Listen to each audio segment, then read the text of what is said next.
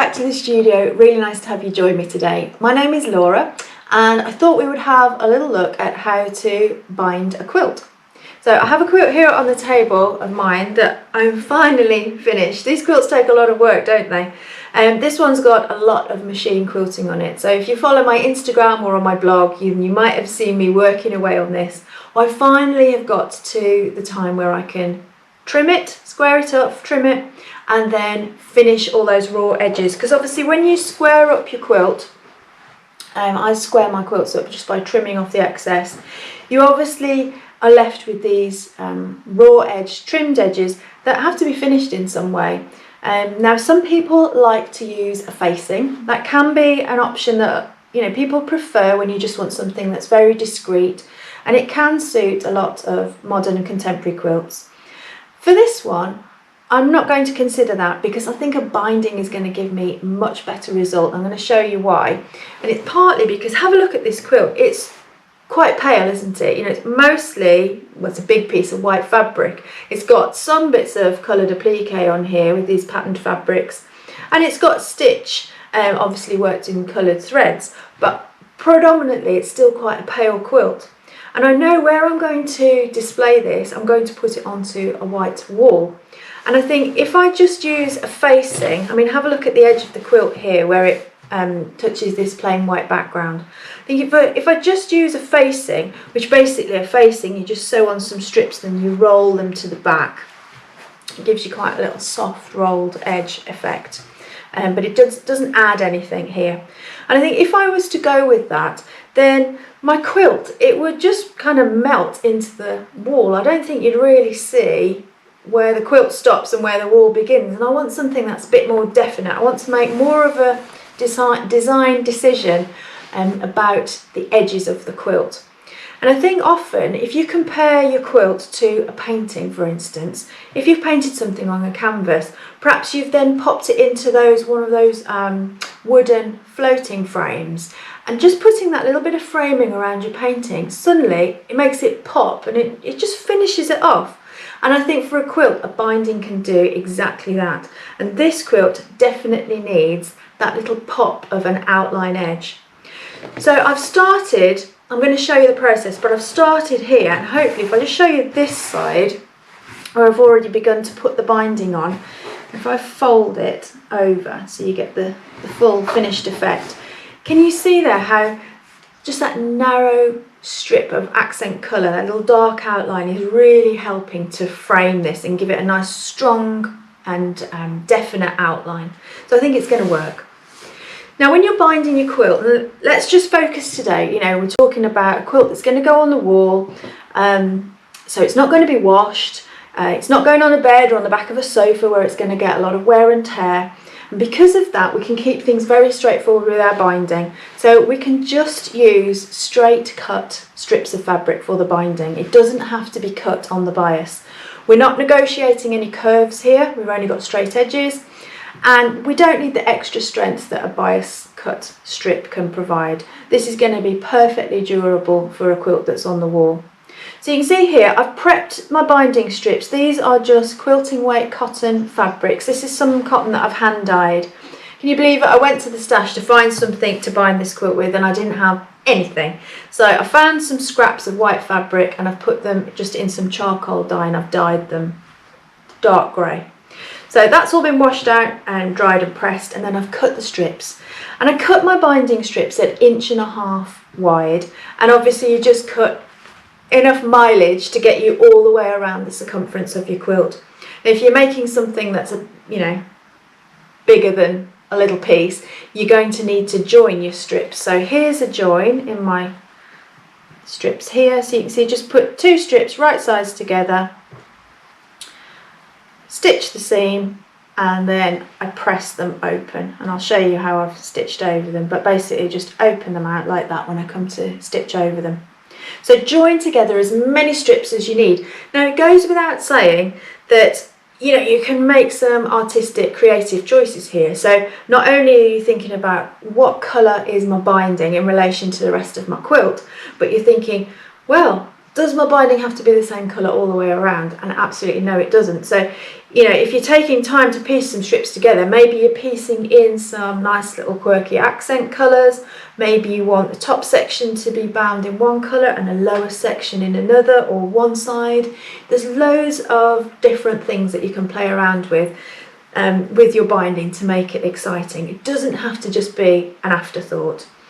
Mine though is going to be really simple today. So I've cut or just one colour, just made miles and miles of binding strip, and I've started to attach it to the quilt. So let me show you one of the reasons why I really love to do a bound edge, and it's because it keeps the corners so crisp and pointy. So if you can see here, I've just sewn the binding on. I'm going to show you how to do these mitered corners in a sec. But if I just pop this through, it just needs a little bit of persuasion just to roll over. I will hem this down by hand on the back, but if I just fold it for now, you can see how pointy that corner is. And I've seen lots of people face quilts, and you know, I'm not saying that it's not the right thing to do, but it's not as easy to get a super crisp pointy corner with a facing as it is with a binding. You can really get things nice and square and sharp with a binding when you use these mitered corners, and I think that looks a really nice finish, really super neat. And on the back, I'll show you, but by the time we've hemmed it on the back, it will look just the same as it does on the front. So that's really nice to see. Right, so when you're ready to apply your binding, all you need to do is make sure that your quilt is nice and square as you want it, and any excess bits are trimmed off, and you've got enough binding prepared to get you all the way around the perimeter of your quilt. And then place your binding strip face down. Mine hasn't got a right or a wrong side, obviously, because it's just hand dyed, but if yours is a printed one, it will have a right side. So place that face and down onto the front of your quilt, and to start off, just roll back, just fold back, say a ½ inch of excess there. Can you see? You don't need to press it or anything, just hold it back as you start to sew. Now, do you notice I only take a really scant seam allowance, so a scant ½ inch. The amount of distance that you stitch from the edge of your quilt in, so this allowance here, determines how wide your binding is. Okay, so you can see when you roll that over, you roll it over really tight to the edge. So whatever distance it is you decide to stitch there determines how wide that little outline, that margin of binding is that you're adding. Now I think for just a very simple contemporary look, you want a scant binding. You don't want a big, broad, chunky binding. I mean, if you do, you're going to need to cut your strips a lot wider for a start. So I would always recommend just go with a scant ½ inch. It looks really elegant just to have that real narrow binding all the way around. So mine measures out just under ¼ I use the width of my foot, just the edge of my foot as my guide, and I know that's a kind of scant quarter. So you just stitch by lining up the edge of your binding strip to the edge of your quilt. So align those edges just like you were piecing, and just stitch nice and straight until you approach a corner. Now I'm going to take the quilt over to the sewing machine, and I'm going to show you how to negotiate these mitered corners. Right, just before we get to a corner, I'll just show you here. Look, here's a join in the binding that I've made, and you can see as I've sewn, I've just pressed the seam allowance open, and that will distribute the bulk of that seam allowance and make sure it's nice and smooth on the front. So as you approach any joins in your binding, as you sew them on, pop the seam allowance open and sew as though it wasn't there. So let's just keep machining down this side until we get to a corner.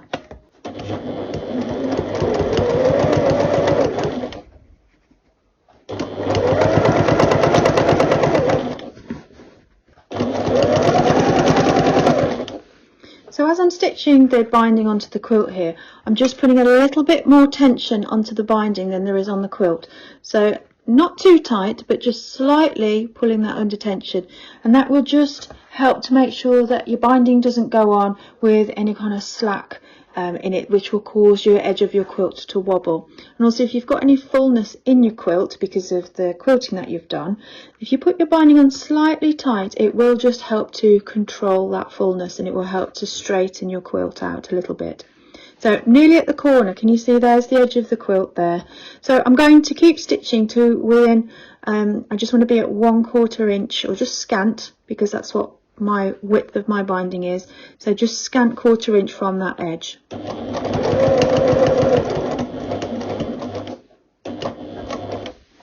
So edge of my quilt is there. That's it, one stitch will do it, and then I'll take the work, lift the foot, take the work out from under the needle, and I'm just going to turn my quilt. Okay, so we're ready now to turn the corner and form this mitre. And you can see that, just to note, the distance that I've stitched from here to the edge is the same distance that I've stopped from this edge here. So you imagine a little square could be drawn there with that last stitch forming the opposite to the actual outside corner of the quilt, if you know what I mean. You shouldn't need to mark it, you should be able to just eyeball that. And then you can, you don't need to trim the threads, you can leave it all attached to the machine, but just pull it out from under the foot and fold up your binding strip to form this mitered corner. So a mitre that we're doing is at 45 degrees, so I've just formed a diagonal and just finger press it here, and you see how the edge of this binding strip runs in line with the bottom edge, the next edge of the quilt. You hold that in place and then just bring down the strip, again keeping it all lined up at the sides. So you should have now a fold here, and the top edge of that fold should be exactly on the edge of your quilt, and this should all look nice and neat. You can kind of tell when it's behaving. If it looks a mess, do it again, because once you've stitched it, if it's wrong, it's really hard to then form and turn under and hem. So it should look nice and neat like that. You don't need to pin or anything, you just finger press it all down. Long as this edge is here, is nice and aligned with this side, and this fold is up here. We don't want it anywhere skewed or overhanging or not quite making it. It needs to reach up to that edge. If it all looks good, back under the foot. Again, maintain your seam allowance, mine's the scant 1/4. Just gonna reverse stitch that little bit, and then off we go again. Don't forget, put a slight bit of tension on your binding.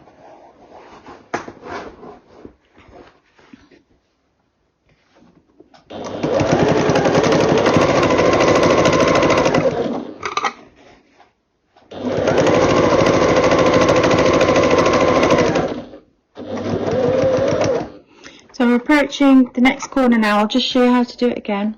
So stitch away until you get to within the scant 1/4. Pull the work out from under the foot.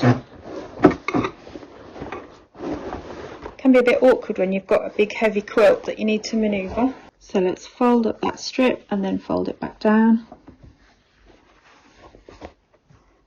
I've got, look, the added complication here, I've got a join in my binding strip. Now, if that join happened to fall right on the corner, that just wouldn't do. That would make it too bulky because of having these seam allowances here.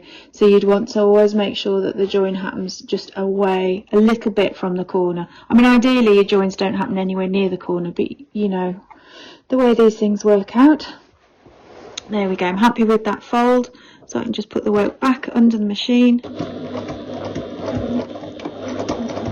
I do a little back and forth and then I'm away. Now as I'm approaching this, I'm just going to open that out, tuck that seam allowance under, add that little bit of tension onto my binding strip, and I can stitch.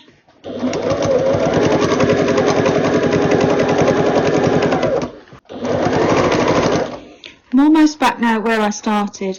So when I get back to there, I'm just going to overlap a little bit.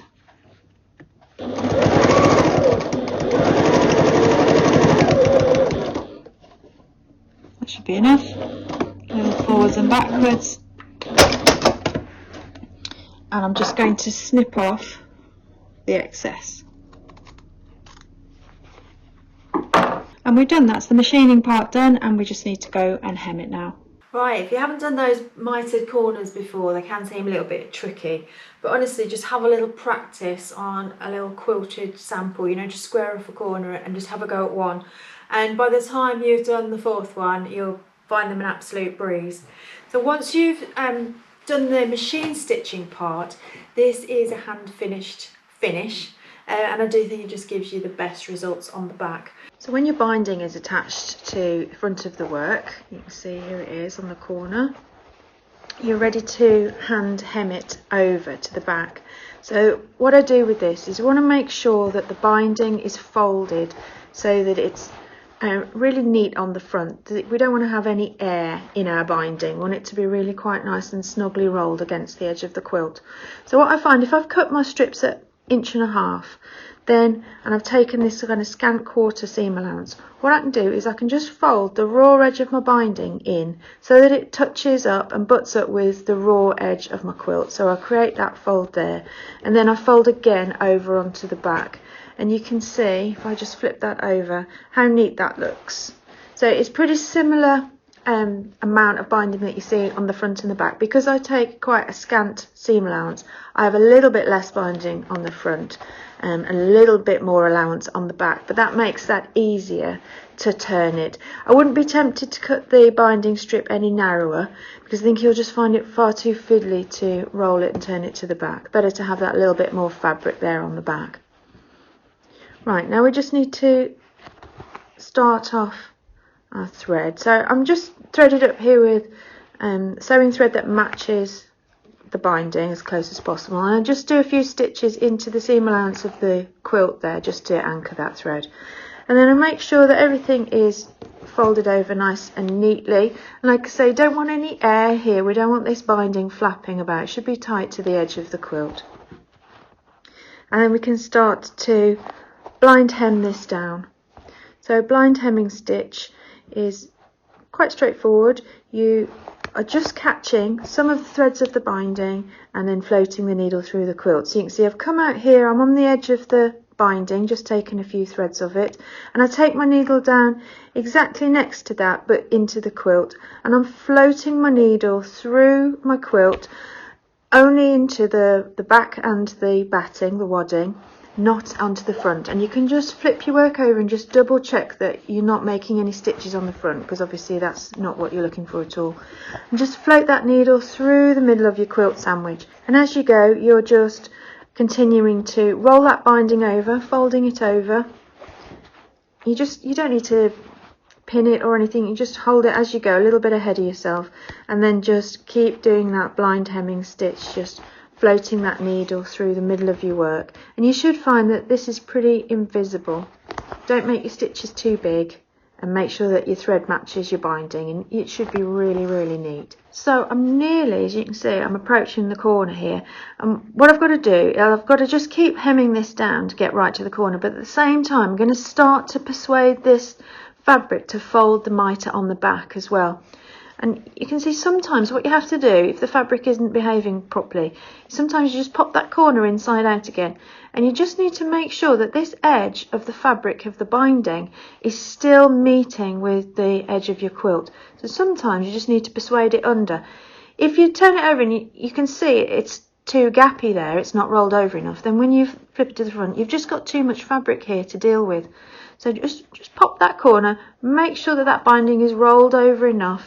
Use your thumb to persuade it under so you can keep it straight right the way into the corner. And you can see it's already starting to think about making the mitre here.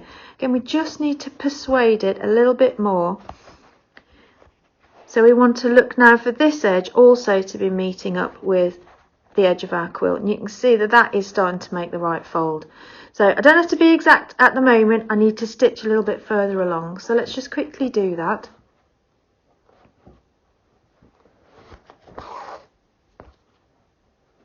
So I tend to stitch as far as this line here, which is the line of stitching that sews the binding on, so I know I've gone far enough, and I'll take a little couple of stitches on the spot there just to make sure that that is secure. Then I slightly just rotate the work a little bit and start to just persuade that fold to be better, to be a little bit neater. So always making sure that the edge of your binding strip is meeting the edge of your quilt there, and you can see that the angle of that looks pretty correct. Now I've got a slight complication here, that I've got a join in my binding. That is as close as I would ever want a join in the binding to be to the corner. Any closer than that and it's going to form too much bulk there. But I'm going to be fine with that. But I just need to make sure that at the same time seam allowances are open and that's folded neat. And I can just make sure that's going to be okay, and it is. And I can fold that over as well there. So you can see, just persuade it to do what you want it to do. Fold it over. There we go. That's looking pretty good. So what I do to anchor that corner is I'll just take the needle through the very tip of that fold there, just catch a few threads, and then pop the needle back in where it is that you want to secure that to, and just take a stitch through the binding and a little bit of the quilt. And you're going almost on the spot there, and we'll do another just to be sure, to make it extra secure. And then that's fastened that corner down, and we can just simply now continue folding and hemming on this straight edge here until you reach your next corner. If I just do a few stitches, I can show you that that looks pretty neat, doesn't it? And also if we flip to the front also looks perfect. So just keep hemming until you get to your next corner. So I hope that helps you with putting on your binding. Obviously I've got to continue doing that on all sides until it's all hemmed down. So that's a nice little evening task, you know, when you just want to sit quietly at the end of a manic day and just hem the binding down. That's lovely. But before we go today, I want to talk to you a little bit about putting a sleeve on. So if you've made a wall quilt, you'll want to display it by hanging it on a wall. So you need to form a sleeve on the back along the top edge. So I'm going to flip the quilt over to show you. So this is the top edge of my quilt. So imagine my binding will be there shortly, turned over. At the moment just got the raw edges. So I've prepared a sleeve, and the sleeve is basically just a strip of fabric. So I tend to use the same fabric that I've used for the backing, but honestly it doesn't matter. Nobody's really going to see the back of your quilt. So if you want to use a scrap of something else, that's absolutely fine. Cut the strip that you're going to use the same width as your quilt, so that's easy to remember. And then cut it, this one I've cut at 9 inches. Now the depth that you cut your fabric obviously determines the depth of your finished sleeve. And that, you know, if you're sending a quilt to a quilt show and they're going to hang it on a really chunky batten, you need to have a reasonably deep sleeve to accommodate that. If you're at home and you know that you're only going to hang your quilt on a little narrow dowel or a lath, you don't need to put on such a generous sleeve. But I've got into the habit of always putting on quite a deep sleeve, because then you know that basically whatever pole it gets put onto, it's going to look okay. So I tend to cut my sleeves at 9 inches by whatever the width of the quilt is, and that's a you know, okay kind of rule of thumb I think to work on. So you can see what I've done with this is I've turned in at each end, I've just folded in and folded in again, and then I've just top stitched. I've done that with black thread just so you could see it today, but obviously normally you just would do it with a thread that matched your fabric. And you can see then when you place that onto your quilt and you centre it, it leaves you with the sleeve being a little bit shorter than the width of the quilt. Let's just show you, imagine this is all hemmed down, all nice and neat. You see the sleeve is shy there, and that is so when you're popping the quilt up on the wall, you can have the batten extending beyond the sleeve, but it doesn't have to extend beyond the quilt for you to get to the fixing of the batten. Okay, so it's going to give you about, depends how much you roll it in, but I leave about 3/4 to 1 inch, so your sleeve ends up a little bit shorter at each side like that. So what we need to do before we hem the top edge of our binding is we need to attach this sleeve. So can you see what all I've done? Hemmed both edges in, folded it in half lengthwise, and I've pressed it so I've got a proper crease there. Then here I've got all raw edges, so 2 raw edges of sleeve, quilt and the binding before it's been hemmed. Yeah, I mean, you can pin that in place if you want to, it depends how big your quilt is. If it's a real big quilt, then yes, I would say pin that in place. And we're just going to stitch this on now. Use a seam allowance that is slightly within the one that you use to put your binding on. Okay, so I'm going to head over to the machine and I'm just going to quickly sew that, and I'll be right back.